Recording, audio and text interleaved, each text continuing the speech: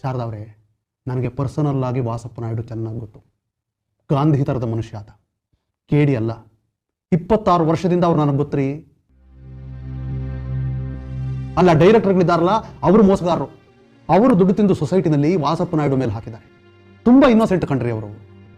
ಅವ್ರ ಮೇಲೆ ನೀವು ಕೇಡಿ ಅಂತ ಜಡ್ಜ್ಮೆಂಟ್ ಕೊಟ್ಟು ಕಳಿಸ್ಬಿಟ್ರಿ, ಯಾರ್ದೋ ಮಂತ್ರೋಪದೇಶ ಕೇಳ್ಕೊಂಡು. ಈಗ ಹೇಳಿ ಏನ್ ಮಾಡೋದು? ಹೇಗ್ರಿ ಈಗ?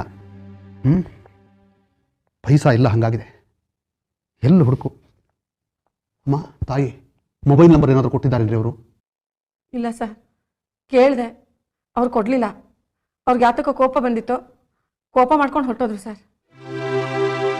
ಈಗ ಏನು ಮಾಡಲಿ ಹೇಳಿ? ಆ ವಾಸಪ್ಪ ನಾಯ್ಡುನ ಹೇಗೆ ಕಾಂಟ್ಯಾಕ್ಟ್ ಮಾಡೋದು ಇವಾಗ?